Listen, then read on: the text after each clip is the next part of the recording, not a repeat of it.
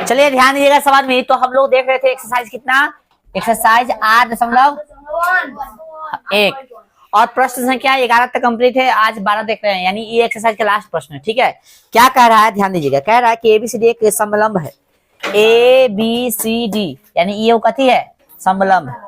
हाँ तो आगे कथी, जिसमें ए बी समांतर डी सी, यानी हाई और हाई कथी है, समांतर है। हम लोग जानते थे कि जब परिभाषा हम लिखा रहे थे तो वहां पे लिखवाए थे कि वह चतुर्भुज जिसका कोई एगो युग्म कथी हो, समांतर। बराबर के बारे में इसमें जिक्र नहीं किए थे, तो कथी कहलाता था, समांतर, सॉरी समलंब चतुर्भुज कहलाता था। ठीक है, तो इसमें दे दिया है कथी है कि ई जो है आपका ई समांतर सॉरी समलंब चतुर्भुज है, जिसमें ई और ई कथी है, समांतर दिले है ना, ई और ई कथी दिले है, समांतर दिले। आगे कथी बोला है, फिर आगे बोला है और एडी बराबर बीसी है, एडी और ई बीसी कथी है, बराबर है, यानी ई और ई कथी है, बराबर है। ठीक, देखिए आकृति दर्शाइए कि कोण ए बराबर कोण बी, कोण सी बराबर कोण डी, और कोण सॉरी त्रिभुज एबीसी बराबर है त्रिभुज बीएडी, और फिर विकर्ण एसी बराबर विकर्ण बीडी। आइए तो हमने लिखा है कि एबीसीडी एक समलंब चतुर्भुज है कि ना, ए बी समांतर डीसी दिले है और एडी बराबर बीसी है। तो सिद्ध करना है, जो जो दिले था वो लिख दिए। ठीक है, आइए रचना क्या किया कि एबी को बढ़ाया, एबी को बढ़ाया तथा डीए के समांतर बिंदु सी से एक रेखा खींचे जो एबी के बढ़ाए गए भाग के ई पर प्रतिच्छेद करता है। अब फिर जो है एडी ई डीए है ना, इसके समांतर एगो रेखा खींचे, यानी इसी के समांतर एगो ई रेखा खींचे। ठीक है, समझा, और इसको बढ़ाए आगे, जब बढ़ाए ना तो ये जो एबी को बढ़ाए थे उसको ई पर प्रतिच्छेद करता है। ठीक है, समझा पूछो। अब यहाँ पे ध्यान देना है आपको, तो इस तरह से लिख सकते हैं एडी समांतर कथी, यानी ई और ई कथी है, समांतर, तो एडी समांतर इसी लिख सकते हैं। अब देखिए प्रमाण में चूंकि दिले था, एडी समांतर इसी दिले था, देखो ना, सॉरी एडी समांतर यहाँ अब इसी लिखे, रचना से दिले नहीं है, और ए समांतर डीसी दिले था, ए समांतर करने हैं, अरे हाँ यहाँ है ए समांतर डीसी, सॉरी कथी ए बी समांतर डीसी दिले, मिस्टेक हो गया, ए बी समांतर कथी डीसी दिले। और फिगर में देखिए ए बी समांतर डीसी दिले तो क्या है, ए बी समांतर डीसी कहाँ है, फिगर में देखिए ये है ना, है समांतर का मतलब क्या समझते हैं हम, समांतर का मतलब यही ना समझते हैं, दो ऐसा लाइन जो कितनों दूरी पर बढ़ाए दोनों छोर तो एक दूसरे का कथी होगा, मतलब एक दूसरे को कहीं भी नहीं काटेगा, यानी एक दूसरे के बीच की दूरी कितना होगा, समान होगा, है ना। जब इतना भाग समांतर है, यानी मान लो इतने भाग समांतर है, तो इसको अगला भाग भी कथी होगा, हाँ, जहां तक जाएगा तहां तक कथी रहेगा, समांतर। तो कहने का मतलब जो ई और ई समांतर है, तो पूरा ई और ई समांतर ना होगा, तो वही लिख दिए हम कि ए समांतर डीसी होगा। क्यों, क्योंकि ए बी समांतर कथी दिले है, इसलिए ए ई सी डी, ए ई सी एगो कथी हो जाएगा, समांतर चतुर्भुज। कैसे हो जाएगा, समझ में आ गया, हाँ। देख लो फिर से, आमने सामने का एडी ई समांतर हो गया, ए समांतर हो गया, तो इना हो जाएगा पूरा आकृति समांतर चतुर्भुज। ठीक है, चलिए अब इधर आइए, अब फिर देखिए एडी बराबर ईसी, एडी बराबर ईसी, फिगर में देखिए एडी बराबर ईसी कहाँ है, एडी बराबर कथी ईसी। अभी हम लोग इसे कहाँ से लिखे थे, तो देख लो यहाँ रचना से, एबी को बढ़ाया तथा डीए के समांतर बिंदु सी एक रेखा खींचे जो एबी के बढ़ाए गए भाग के ए पर प्रतिच्छेद। अच्छा कहाँ लिखे थे भाई हम, ए अरे समांतर लिखा है यार, हम बराबर की बात कर रहे हैं। एडी बराबर बीसी तो आपको दिले है, ये एडी बराबर कथी ईसी, एडी बराबर अरे बीसी इधर देख रहा है, इधर हम दिखा रहे हैं तो उधर दिख रहा है, गौर से देखो फिगर में देखो तो, अब तू नहीं समझावा तो देखो ना हम समझा रहे, एडी बराबर इसी का ही नहीं दिखा, अरे भाई देख लो, ये ना चतुर्भुज है, समांतर चतुर्भुज कैसे होता है, आमने सामने वाला बराबर नहीं होता, तो हाई और हाई बराबर होगा, समांतर चतुर्भुज के कारण बराबर हो गया, और ये चीज आपको देले है, समझा गया। चलो कोई दिक्कत, अब गौर से देखो यहाँ पे एडी जो है बराबर कथी के, अच्छा चलो यही देखना लो, एडी इसी के भी बराबर है, आईडी बीसी के भी बराबर है, ई पक्ष बराबर तो ई पक्ष बराबर ना हो जाएगा, यानी हाइट दोनों बराबर हो जाएगा आपस में, यानी इसी बराबर कैसे हो जाएगा बीसी। चलिए अब यहाँ पे देखिए जो भुजा बराबर होता है उसके सामने वाला कोण भी कथी होता है, तो हमने लिख दिया कि समान भुजाओं के सम्मुख कोण बराबर होता है, तो सी बी बराबर कथी होगा सी बी, देख लो फिगर में ईसी बराबर बीसी, ईसी बराबर AC बराबर BC है, यानी EC और BC, तो इसके सामने वाला ई कौन, इसके सामने वाला ई कौन, ई कौन का नाम हमने दे दिया है CBE, और ई कौन का नाम दे दिया कथी CEB। ठीक है, CBE और CE लिखा गया। चलिए देखो गौर से, इसी के सामने कौन सा है, इसी के सामने CBE है, अरे CB है, CBE कौन है, और फिर BC के सामने कौन है, BC के सामने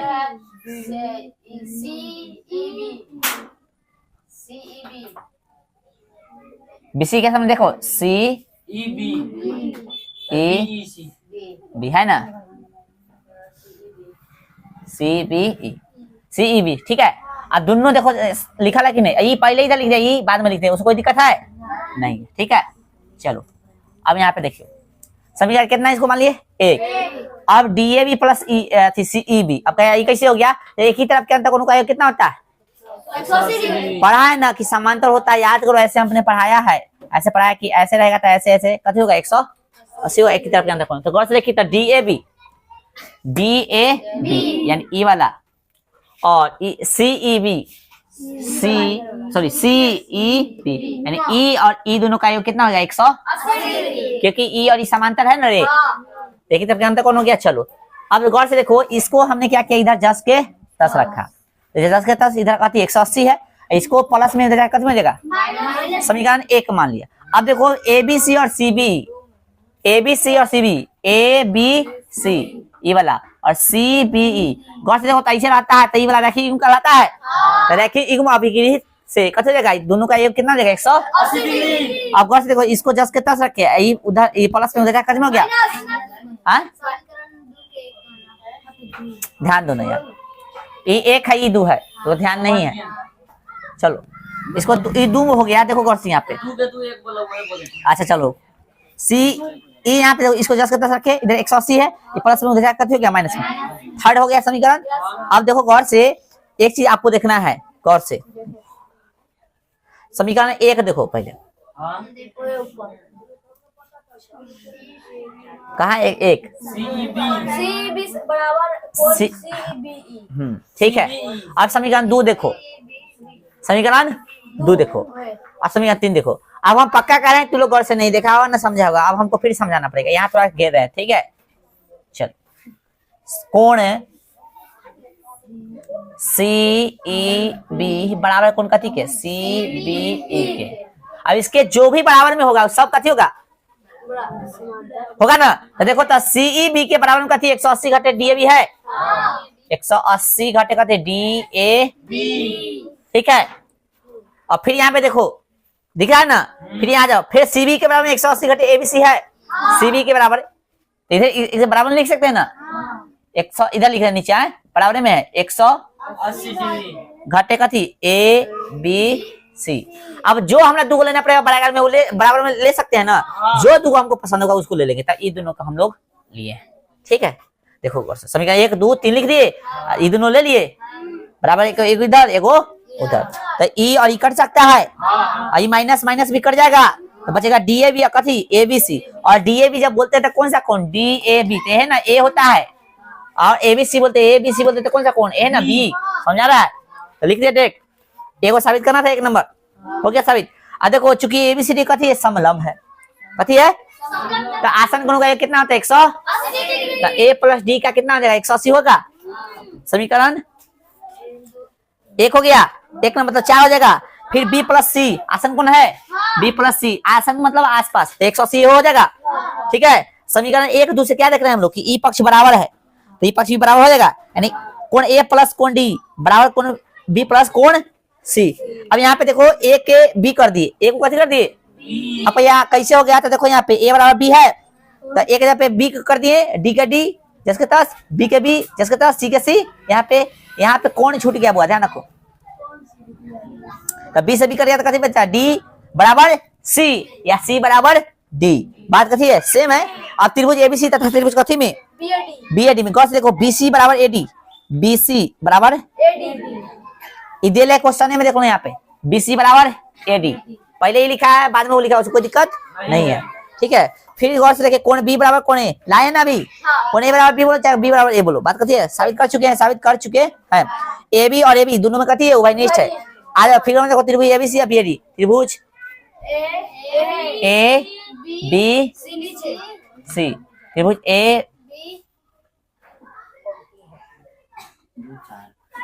ए बी सी, और कथी बोला है फिर, B A B A D, इसको भी मिला दो, ठीक है। हाँ समझ दो त्रिभुज होगा, ठीक है। दिखा फिगर में, दोनों विकर्ण मिला दिया गया है रे, विकर्ण कथी कर दिया गया है,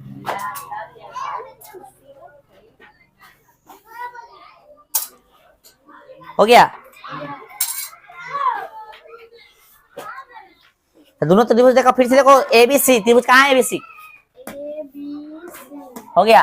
फिर त्रिभुज बी ए डी, तो दोनों में देखो गौर से ए बी है कॉमन, अरे देखो ए बी सी बोलते तो ए बी, और ए बी डी बोलते तो भी ए बी है, तो दोनों में ए बी कथी है, कॉमन हो गया, उभयनिष्ठ हो गया। यहाँ भी तो देख सकते हो ए बी,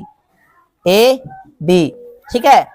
तो त्रिभुज सर्वांगसम हो गया कथी से, साइड एंगल, त्रिभुज सर्वांगसम। 3 नंबर तो यही साबित करना था, 4 नंबर कथी, संगत, 4 नंबर आपको साबित करना है एसी और बीडी। तो देखो तो एसी इसका संगत भुजा है, एसी के बीडी संगत भुजा है, तो हो जाएगा सीपीसीटी से भी साबित, 4 नंबर हो गया साबित। चलिए देखिए क्वेश्चन नंबर कितना, क्वेश्चन तो नहीं है, ये आपका थ्योरम है ना, थ्योरम संख्या 26 यानी 26 कह रहा है कि त्रिभुज की दो भुजाओं के मध्य बिंदुओं को मिलाने वाला रेखाखंड तीसरी भुजा के समांतर और लंबाई में उसका आधा होता है। यहाँ पे समझ लो, यानी कह सकते हैं त्रिभुज के भुजा का जो मध्य बिंदु होता है ना, तो त्रिभुज के भुजा के मध्य बिंदु को मिलाने वाला जो लाइन होगा ना, हम अपना भाषा में तुमको समझा रहे हैं, समझ लो। त्रिभुज के मध्य बिंदु, यहाँ मध्य यानी इसके बीच में है, इसके बीच में मध्य बिंदु को मिलाने वाला जो लाइन होगा, थोड़ा नीचे खिंचा गया हमसे, लेकिन बीच में होना चाहिए, ठीक है। तो मध्य बिंदु, बंध बिंदु मतलब बीच में इसका जो बिंदु है, इसको मिलाने वाला जो रेखा होगा ना, वो सामने वाला जो होगा, सामने वाला रेखाखंड है, उसके कथी होगा, समांतर होगा, और कथी होगा, आधा होगा। कौन आधा होगा, ई होगा इसके आधा, यानी ये दोनों बराबर करने के लिए हमको कथी करना पड़ेगा, यानी सॉरी कथी है, ई एफ है ना, ई कथी है 20, अभी तो बराबर नहीं, ई डबल लग रहा है ना, तो इसमें आधा लगा दोगे तो ई बराबर हो जाएगा। तो हमको क्या साबित करना है कि इसके आधे के बराबर होगा, साथ में समांतर होगा। दिले क्या चीज है आपको, त्रिभुज दे दिया है, तो दिया है एबीसी में कि ई जो है तथा एफ जो है क्रम से भुजा एबी तथा कथी के एसी का कथी है, मध्य बिंदु है, यानी ई और ई को कथी दे दिया है, खाली मध्य बिंदु दे दिया आपको, ठीक है, बिंदु है। तो सिद्ध करना है कथी की, ई एफ समांतर बीसी तथा ई एफ बराबर 1/BC, ठीक है, जो हमने आपको समझाया। ओके, रचना में क्या किया, ई एफ को जी तक बढ़ाया, कहां तक बढ़ाया, देखो गौर से वहां तक दिख रहा है। उसके बाद तथा सी और सीजी को मिलाया, जहां एफ जी, सॉरी पहले ही पढ़ना था ना, एफ जी देखो फिर से पढ़ देते हैं। ई एफ को जी तक बढ़ाया, ये ई एफ को कहां तक, जी तक बढ़ाया, जहां एफ जी बराबर कथी, ई एफ, एफ जी कहाँ है, यानी ई और ई कथी है, दोनों बराबर है, ठीक है। तथा सी और सी जी को, ठीक है, सी और सी जी को मिलाया, तथा सी और सी जी को देख लिखो ना, तथा सी जी को मिलाया, हाँ, तथा सी जी को कथी किया, मिलाया, ठीक है।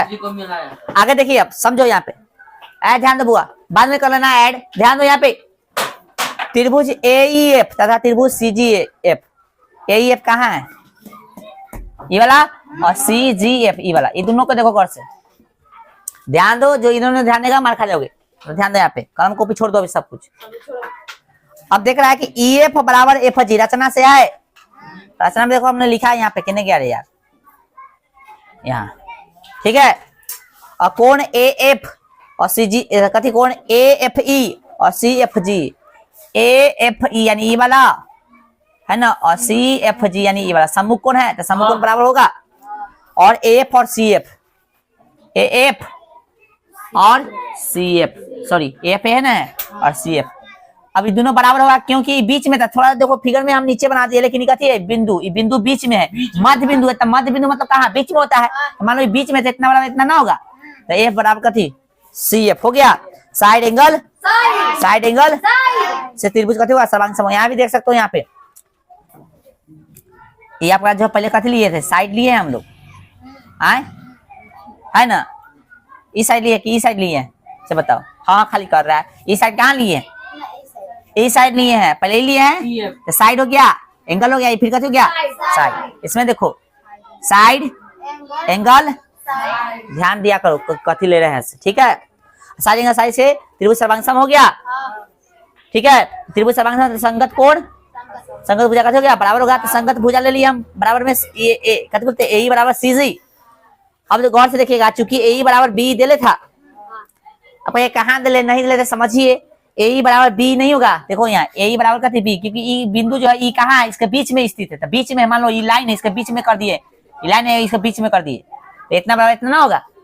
तो ई जो है इसका मध्य बिंदु है किसका, ए बी का, इसलिए कह सकते हैं इतना बराबर इतना। तो चूंकि ए बराबर कथी है बी है, इसलिए कह सकते हैं बी बराबर कथी हो गया सी जी। अब कहेगा ये समझ में नहीं आता, देखो यहाँ पर गौर से, ए बराबर कथी है बी, अगर से ऊपर देखो ए बराबर कथी है सी जी, तो ये वाला पक्ष बराबर, तो ये वाला पक्ष बराबर ना हो जाएगा, तो बी बराबर सी जी हो जाएगा। समझ आया आप, ध्यान दो यहाँ पे। अब गौर से देखिएगा, कोण ई ए एफ बराबर कथी सी, सॉरी जी सी एफ, सीपीसीटी से कोण लिए है बराबर संगत कोण। यहाँ पे देखो, देखो यहाँ पे ई A F, E A F, तो इसी तरह से जी सी एफ ले सकते हैं, ले लिए सीपीसीटी से। अब गौर से देखो तो फिगर में एकांतर कोण लग रहा है ई A F, E A F यानी ई वाला कोण, और फिर देखो तो एफ सॉरी जी सी एफ यानी ई वाला, तीसरा तीसरी ना लग रहा है, एकांतर अंतर कोण है। तो एकांतर अंतर के प्रतिलोम से हम जानते हैं कि एकांतर कोण बराबर था आमने सामने वाला कथी हो जाएगा समांतर होगा कि बराबर होगा, बकलेले है सब, सब भूल आ गया सब। तो एकांतर कोण के प्रतिलोम से कथी होगा बी समांतर कथी होगा सी जी, यानी हाई सॉरी बीई, बी के नहीं है बीई यानी ई वाला और ई वाला कथी हो जाएगा समांतर हो जाएगा, ठीक है। चलिए अब यहाँ पे गौर से देखेंगे हम लोग, जब समांतर कर दिए हैं और यहाँ पे समझ चूंकि बीई बराबर कथी है सी जी है, यानी ये देखो बीई यह ना है और सी जी ये बराबर और समांतर लाए हैं बुआ, बी बराबर देखो यहाँ पे समांतर पहले से लेने हैं और अभी कथी ला दिए बराबर ला दिए, तो हाई ना लग रहा है कि चतुर्भुज हो जाएगा, समांतर चतुर्भुज, आमने सामने की भुजा समांतर है कथी है बराबर, समांतर चतुर्भुज हो गया। तो कह सकते हैं कि बी सी जी ई, बी सी जी ई, ठीक है, बी सी जी ई कथी हो गया समांतर चतुर्भुज होगा। ध्यान नहीं दे सकता, बोल रहे हैं कि ध्यान दो, समझ में नहीं आता है। जैसे कहा रे पागल से मजाक लग रहा है, कहेंगे प्रैक्टिस का क्या आप बोर्ड पर बनाएगा तो बस दांत चियारेगा। बीसीजी कथी जगह एगो समांतर चतुर्भुज यानी पैरेललोग्राम होगा, अभी ये पूछते तो नहीं बताता कथी है पैरेललोग्राम यानी समांतर चतुर्भुज है, ठीक है। अब यहाँ पे आपको ध्यान देना है, गौर से देखिए तो ईजी और बीसी तथा ईजी समांतर कथी अब ऐसे कैसे कर दिए, तो हम कह रहे हैं कि समांतर चतुर्भुज है, सामने सामने के भुजा बराबर और कथी होगा समांतर होगा। तो गौर से देखिए ईजी और बीसी है ना, भी साबित किए हम लोग। तो ईजी आपको दिख रहा है कहीं, ईजी और बीसी ये बराबर और समांतर भी हो गया, तो हमने लिखा ईजी बराबर बीसी और ये भी समांतर भी है। अब गौर से देखिएगा ईजी, ईजी गौर से देखिए ईजी कहाँ है, ये पूरा है, यानी ईजी को हम ऐसा लिख सकते हैं E F plus F G, तो ईजी के जगह पे हमने क्या लिख दिया E F plus F G बराबर बीसी था बीसी। और ईजी को क्या, ईजी जो है ये पूरा है, तो पूरा को इतना भी तो लिख सकते हैं, हम बताए थे पूरा कोई लाइन समांतर है उसका आधा भी कथी होगा समांतर होगा ना, तो अब हमको पूरा नहीं चाहिए, हम इतने लेंगे समांतर, तो इतना बराबर इतना लिख सकते हैं ना, कोई दिक्कत नहीं है। चलिए आपको ये भी समझ में आएगा, समलंब चतुर्भुज से देखिए ऐसे रहता है समांतर। चलिए तो कहने का मतलब कथी हो गया, इसको हम ई लिख दिए जस के तस और ईजी के जगह पे ई एफ लिख दिए, कोई दिक्कत, अब बीसी के बीसी। अब गौर से देखिए ई एफ और एफ जी, तो ई एफ की ई एफ और एफ जी के जगह पे ई एफ हमने लिख दिया। आप इसे कैसे लिख दिया, देखिए यहाँ पे रचना में देखिए ये रचना रचना का ए ना एफ जी बराबर कथी है ईएफ है, तो क्या हम एफ जी की जगह पे ईएफ नहीं लिख देंगे? जस के तस जस के दो गो ईएफ हो जाएगा जोड़ने से, एगो ईएफ एगो ईएफ, तो 2 एफ बराबर बीसी तथा जस के तस। ये 2 था गुना में था तो यहाँ कथी चल गया ना कुछ, तो देखो ना कुछ तो यहाँ कथी है एक है ना, सत्तल कथी है ना कुछ एक है, आई गुना में था कथी में चलेगा, सिंपल सी बात है। ठीक है, चलिए आई जस के, यही आपको साबित करना था। ठीक है, आज भर रहने दिए।